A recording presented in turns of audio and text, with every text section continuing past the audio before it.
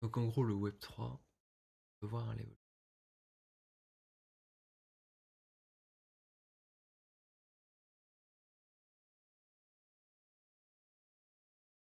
Ouais, en fait,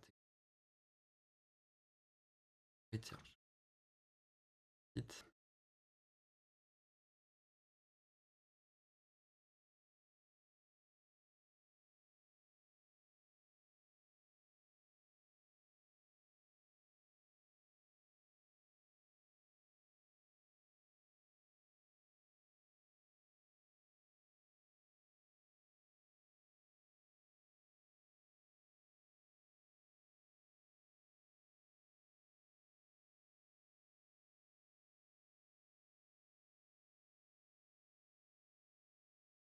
Je peux voir ce que.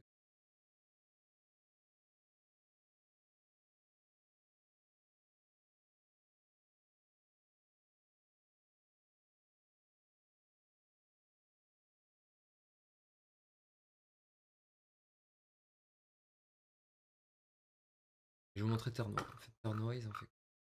Eux, ils se sont dit, on va prendre le temps des intermédiaires.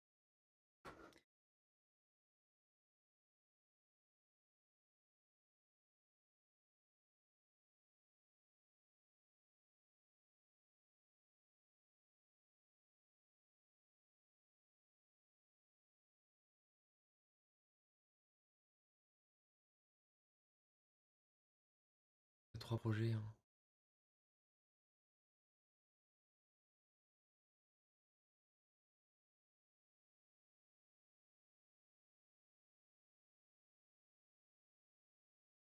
Bon.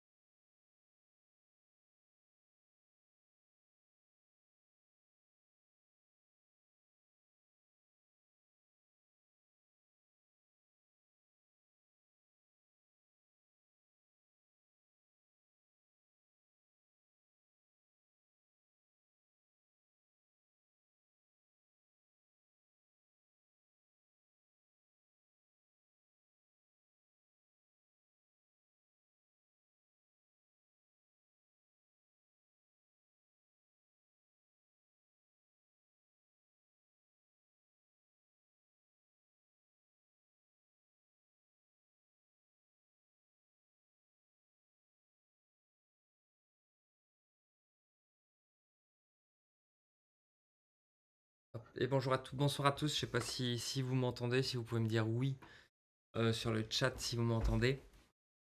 Donc il y a du monde là qui est en train d'arriver, des gens qui se sont inscrits sur Meetup. D'ailleurs, si dans le chat vous pouvez écrire si vous êtes si vous venez de Meetup ou si vous avez directement vu le live sur Twitch, ça me permet moi de savoir un petit peu au niveau statistique qui vient d'où. Donc pour me présenter rapidement, donc moi, Crypto Story, Grégory Moreno. Là, vous avez en face du coup mon site web.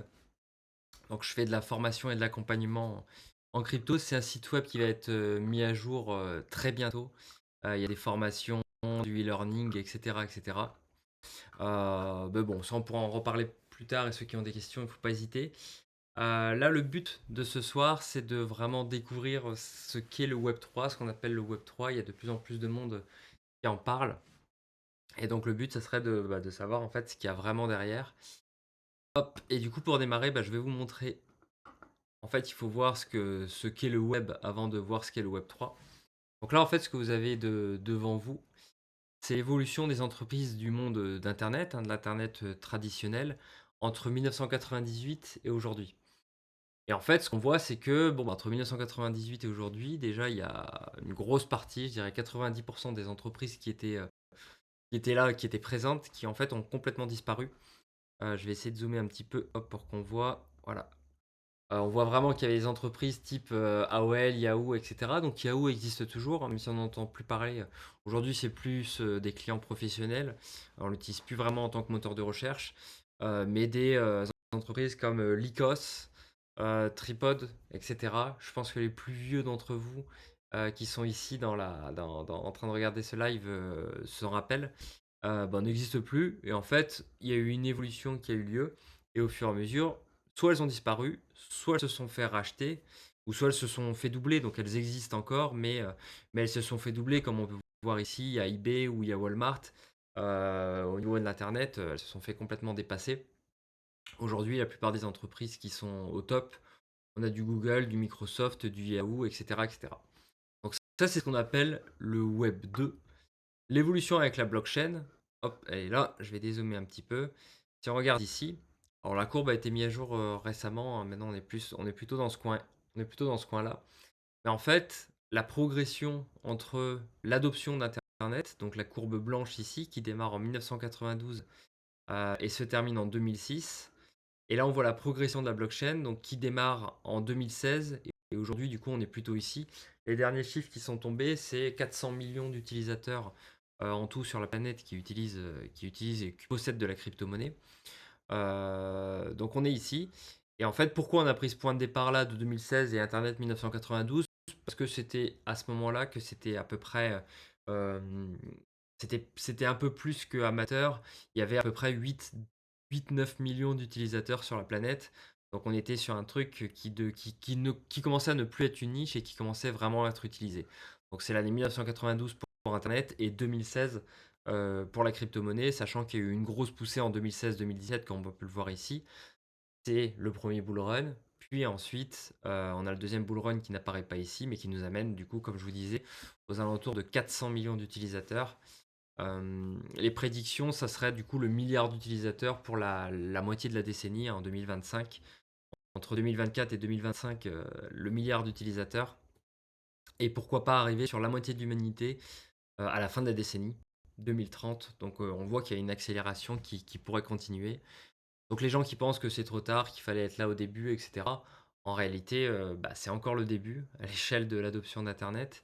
Et même en arrivant ici en 2030 à la moitié de l'humanité, si la moitié de l'humanité l'a adopté, il y a beaucoup de chances que l'autre moitié de l'humanité l'adopte un petit peu plus tard. Un petit peu comme on a pu voir avec Internet, quand on a atteint la moitié de l'humanité euh, sur Internet, l'autre moitié est arrivée très vite derrière, quoi. Donc pourquoi Web3? En fait, il y a plusieurs raisons. Déjà, il faut savoir que qu'est-ce que c'est le Web 1 et le Web 2 pour comprendre le Web 3. Donc le Web 1, c'était un Internet, comme on peut le voir ici tout à gauche, qui était en fait complètement décentralisé. Il y avait beaucoup d'acteurs différents, en fait, un peu partout. Mais vous pouviez juste lire. En fait, c'était juste à titre consultatif, vous pouviez aller sur Internet. L'exemple type, c'est un peu comme Encarta, quoi. Vous aviez votre CD-ROM Encarta, vous le mettiez sur l'ordinateur. Vous pouviez du consulter ce qu'il y avait écrit dessus, ce que Microsoft Encarta avait décidé d'inscrire. Et vous, si vous aviez des précisions à mettre ou des choses à corriger, ben, c'était impossible de le faire. Il y a que Microsoft qui publiait Encarta et puis après il y avait d'autres acteurs qui publiaient leur propre encyclopédie, mais vous pouviez juste la lire. Le Web 2, c'est plutôt fin des années 90 et courant des années 2000. En réalité, le Web 2, c'est l'émergence de la possibilité de participer. Donc ça veut dire créer des blogs, publier des photos directement sur internet, publier de la musique, s'échanger des messages, publier des vidéos grâce à YouTube, ou TikTok ou ce que vous voulez.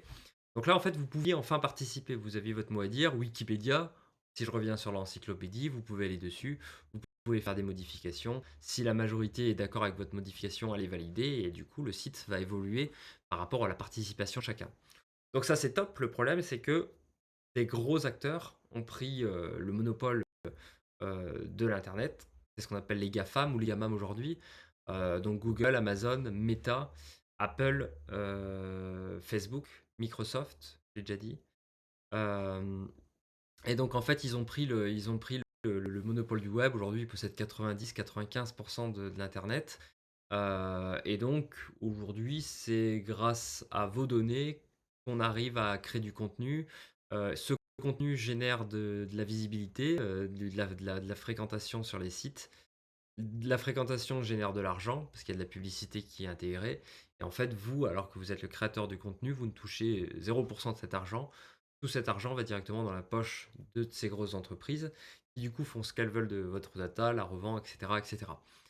Ce qui est dommage, il y a une étude qui est sortie il y a quelques semaines, quelques mois, qui disait qu'en gros, dans des pays comme les pays de l'OCDE, hein, donc États-Unis, Europe, etc., notre data représente aujourd'hui à peu près, vaut 240 $ par personne. En fait, sur les 240 $, vous touchez zéro. Donc ce qui est dommage, et là je parle que de la data, mais on pourrait parler aussi d'autres choses, de droit à la vie privée, etc., etc., bah, qui sont complètement disparus. Et donc c'est là où intervient le Web 3. Donc le Web 3 avec la technologie blockchain derrière, ou les technologies blockchain derrière. Et là en fait, le but c'est de revenir un peu aux racines du Web 1, c'est-à-dire on redécentralise tout à nouveau. Donc à nouveau, il y a beaucoup plus d'acteurs.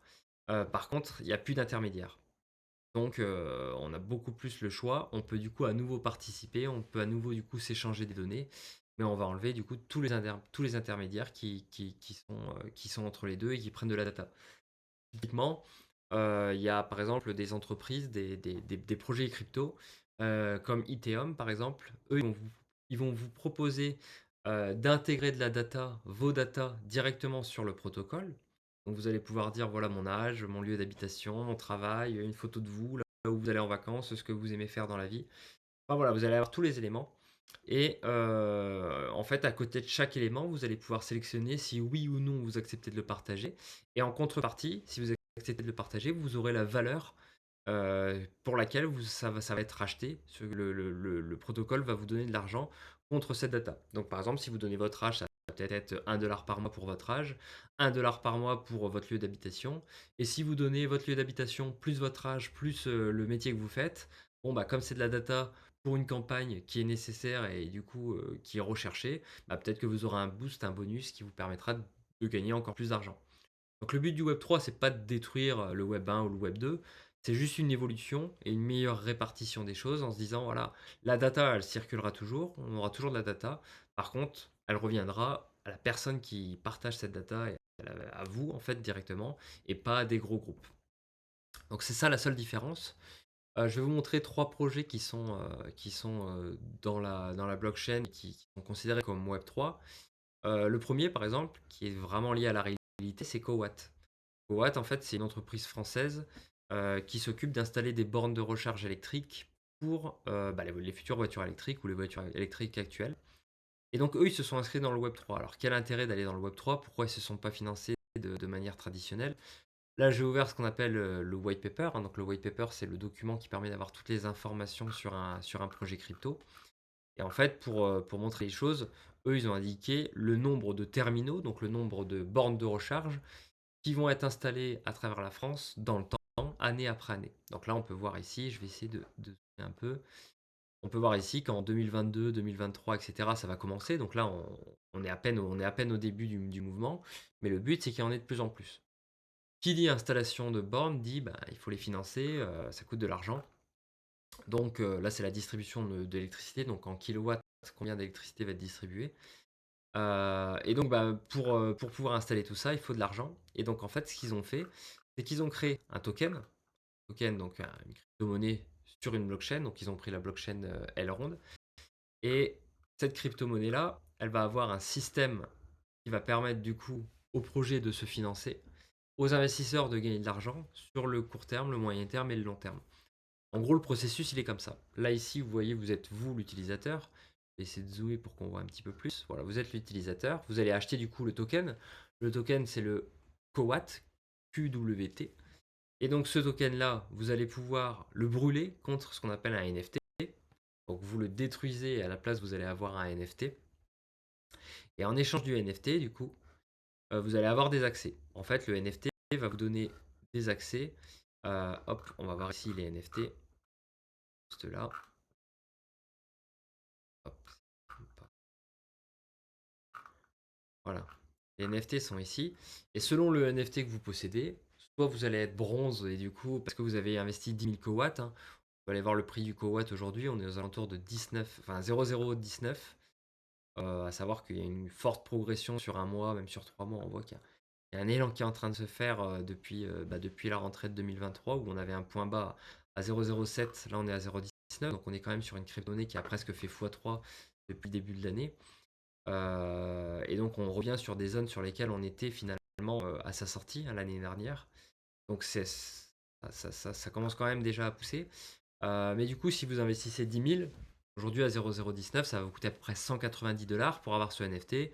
30 000, donc à peu près 600 $ pour avoir ce NFT, etc., etc. Et donc pour chaque NFT, vous allez avoir des avantages. Le premier, ça va être un discount. Le discount sur la recharge électrique. Donc plus il y aura des bornes, plus vous aurez du coup la possibilité de recharger votre voiture avec votre carte et donc vous aurez un discount sur l'électricité. Mais surtout, vous allez avoir un droit de vote dans l'entreprise parce que du coup, c'est ce qu'on appelle une DAO, hein, une entreprise décentralisée. Et vous allez avoir surtout des intérêts sur la consommation électrique et sur l'argent qui rentrera dans le système. Donc là, comme on le voit sur le graphique, au début, ce qui est en vert, c'est les intérêts que vous allez gagner grâce à la transformation de Coat en NFT. Donc pour faire simple, en fait, les nouveaux entrants vont financer les plus anciens. Donc ça, c'est ce qu'on appelle un Ponzi. C'est un Ponzi s'il n'y a pas de nouveau système économique derrière et s'il n'y a pas finalement quelque chose qui remplace ce Ponzi. Donc c'est un Ponzi au tout début, dans le sens où s'il n'y a pas de nouveaux arrivants, bah, du coup, les anciens ne sont pas rémunérés et du coup, bon, bah, potentiellement, ils ont envie de vendre, ils ont envie de partir. Donc le but, c'est de visualiser ce qui va se passer plutôt sur la fin de la décennie, de se dire qu'en fait, c'est pas les nouveaux entrants qui financeront les anciens, ça sera juste les consommateurs, ceux qui utilisent le système, qui financeront toutes les personnes qui auront investi du coup au préalable dans les années précédentes.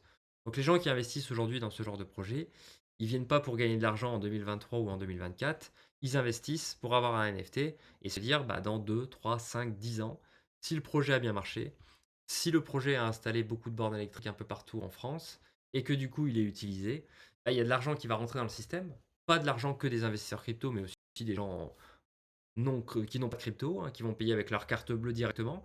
Et cet argent, en fait, il va y avoir finalement un gros coffre d'argent qui va s'accumuler par rapport au nombre de consommateurs d'électricité sur les bornes, va être redistribué aux personnes qui auront investi au début et de manière plus forte, plus ou moins forte, selon le NFT que vous possédez. Donc forcément, si vous avez investi beaucoup d'argent, vous avez un gros NFT, vous allez recevoir une beaucoup plus grosse part que si vous avez un petit peu d'argent. Vous avez investi très peu. Donc le Web3 en fait permet ce genre de choses, permet en fait à des entreprises du monde réel de se développer de manière décentralisée. Dans le monde réel, l'entreprise pour se financer et du coup potentiellement installer des bornes, elle aurait dû soit aller en banque et du coup avoir une banque qui la suit. Et si derrière ça ne fonctionne pas, et ben, tout aurait été sur le dos de l'entreprise qui aurait dû derrière rembourser son prêt.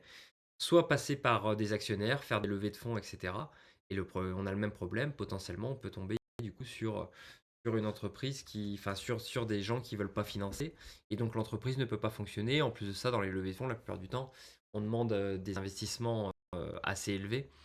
Donc si c'est non et c'est très compliqué. Là, l'avantage, c'est qu'on peut faire appel à tout le monde. Même quelqu'un qui a 100-200 $ peut investir. D'ailleurs, même si vous voulez pas avoir le NFT, mais que vous croyez au projet, vous pouvez même acheter 100 coWatts pour l'équivalent de 1 $ et vous faites partie du bateau. Donc aujourd'hui, il n'y a pas de limite et donc ça permet de rendre vraiment liquide l'investissement parce qu'en fait, on enlève l'intermédiaire. Alors après, attention, le projet que je vous montre et les projets que je vous montre ici, c'est pas des conseils en investissement, c'est des exemples. Ça permet de voir un petit peu, comment ça fonctionne. Mais là, typiquement, à la fin des décennies, par rapport au nombre de bornes qui seront installées, donc le but c'est qu'il y ait de plus en plus de bornes, et ben, l'argent sera réparti de cette manière. Ça, c'est pour Cowatt. Hop. Et donc on peut voir que le projet, malgré tout, est en train de prendre depuis quelques temps. Et si je prends depuis le début, c'est ça. C'est un projet qui est sorti en septembre 2022. Donc c'est un projet qui a, attention, qui a 6 ou 7 mois, qui aujourd'hui se trouve dans le top 8546, hein, donc un market cap de 2 millions de dollars. C'est un projet qui valait 1 million de dollars il y a à peu près un mois et demi. Donc c'est un projet qui est passé de 1 million à 2 millions de dollars, 2,5 millions de dollars. Potentiellement, si le marché prend, qu'il prend une part de marché, que du coup le nombre de voitures électriques augmente sur le secteur, que la France finance l'installation de bornes, etc., etc., c'est un projet qui pourrait monter beaucoup plus haut. Derrière, deuxième système du Web3, PredSearch. PredSearch, en fait, on peut qualifier ça comme un moteur de recherche, un concurrent de Google. Donc en part de marché, ça n'a rien à voir, hein. PredSearch, c'est une goutte d'eau par rapport à Google. Par contre, en fait, ils ont un modèle complètement différent. C'est-à-dire que vous, en fait, vous allez faire des recherches sur ce système et derrière, vous allez avoir des retours, hein, des sites qui vont être affichés. Si vous recherchez CoinMarketCap, Twitch ou ce que vous voulez, votre recherche va apparaître de la même manière que sur Google. La seule différence, c'est que quand vous voulez afficher sur Google, admettons vous êtes un site et vous voulez être référencé, soit vous faites du référencement naturel, donc en fait vous utilisez des mots-clés pour faire augmenter votre rank sur Google, soit vous payez Google pour être affiché tout en haut en tant qu'annonce, en tant qu'annonceur. L'argent va dans la poche de Google, point. Donc comme je disais tout à l'heure, c'est le Web 2, c'est très centralisé. Là on est sur le Web 3. La différence c'est que PredSearch, en fait, ils ont créé un système avec un token qui s'appelle le prêt qui est ici, hein, donc qui vaut presque 6 centimes. Pareil, si on regarde sur un an, c'est un token qui a quand même bien chuté, hein. Il y a un an pile, il était à 24 centimes, et il y a un mois, il était à 3 centimes. Donc il est sur un x2 par rapport à il y a un mois, mais on est encore très loin du niveau auquel il était il y a un an. Et en fait, admettons que vous avez un mot-clé, vous avez un site web, bah, vous allez déposer en face du site web X nombre de prêts. Donc, admettons 10 000 prêts. Donc 10 000 prêts à 5 centimes, ça va vous coûter 500 dollars si je ne me trompe pas. Donc, vous allez dépenser 500 dollars de prêt et votre mot-clé, par exemple, moi, CryptoStory, si je mets 500 dollars de prêt, bon, si je suis tout seul, je vais être référencé numéro un. Donc, quand vous taperez CryptoStory, ça sera mon site qui apparaîtra en numéro un. Si demain, quelqu'un d'autre vient et investit 1000 dollars de prêt, et ben lui, il va passer encore au-dessus, si le prêt a la même valeur. Si demain le prêt vaut 3 fois plus et qu'il investit 1000 dollars, même avec 1000 dollars, il aura pas 10 000 prêts comme moi j'ai pu mettre à l'époque. Donc plus tôt vous vous inscrivez sur le site en tant qu'annonceur, plus tôt vous mettez des prêts en face, plus vous serez récompensé parce que plus il y aura d'utilisateurs, plus la valorisation du prêt augmentera. Et donc ça sera compliqué de passer devant vous parce que vous aurez investi en début dans ce système. Ça, c'est l'avantage pour du coup l'utilisateur, l'annonceur, hein, l'entreprise, le site. L'avantage pour l'utilisateur, par contre, l'utilisateur final comme vous et moi, c'est qu'il va gagner de l'argent pour chaque recherche. En fait, quand vous allez taper CryptoStory, Twitch ou ce que vous voulez, pour chaque recherche que vous faites, vous allez gagner du prêt. Donc ça va être quelques centimes, hein, il ne faut pas rêver, ça va être peut-être 0,01 prêt ou 0,05 prêt. Vous allez peut-être gagner un prêt en faisant 30 recherches et 10 prêts en faisant 300. Mais en fait, vous allez gagner gratuitement du prêt et donc vous allez pouvoir en accumuler par rapport à ça. Et donc, plus vous utilisez le site, plus du coup, vous allez faire valoriser le token. Et donc, derrière, vous allez pouvoir en fait finalement gagner de l'argent à faire vos recherches internet. Donc, ça, c'est pour le pre-search. Et dernier exemple, Ternoa. Ternoa, c'est un site qui va vous permettre, un protocole qui va vous permettre de transmettre directement de l'argent ou des NFT ou des photos ou une lettre ou de la musique, enfin ce que vous voulez, via la blockchain. En fait, aujourd'hui, si vous possédez un bitcoin, que vous décédez avec vos mots, vous avez donné votre mot de passe à personne, votre bitcoin, il va complètement disparaître. Enfin, il va pas disparaître, il sera sur la blockchain, mais personne n'y aura accès.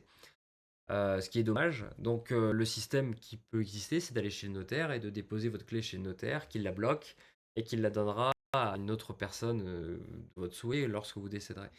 Et c'est dommage parce que bah, du coup, on est dans la centralisation. Donc, vous utilisez la blockchain, vous avez les valeurs de la décentralisation, mais au final, bon, bah, le jour de votre mort, ça repasse par le système classique. Donc Ternoa s'est mis là entre les deux et propose du coup un système qui va permettre, via une capsule, de transférer vos mots de passe directement à la personne de votre choix lorsque vous serez décédé. Donc voilà, ça c'est des exemples de la blockchain du Web3. En fait, des exemples, il y en a plein d'autres qui vont arriver. Il y a même des grosses marques qui s'y mettent de plus en plus. On a vu Instagram qui s'est mis avec Polygon, Starbucks. On a vu Louis Vuitton aussi récemment pour le suivi, la logistique, etc. Donc plus on va avancer dans le temps, plus il y aura des marques. Donc voilà, le but de ce live, c'était de faire vraiment une présentation très rapide de ce que c'est. Alors je ne sais pas si des personnes ont des questions. S'il y a des questions, c'est le moment. En attendant, hop, je vous remontre du coup le site. N'hésitez pas à me suivre sur les différents réseaux, surtout sur Instagram, c'est là où je poste le plus de vidéos avec des sujets différents, etc. Donc n'hésitez pas à me suivre, hein, CryptoStory FR. Et puis comme je vois qu'il n'y a pas de questions, et ben on va s'arrêter là. Et puis je mettrai un nouveau live sur Meetup très prochainement. Bonne soirée à tous.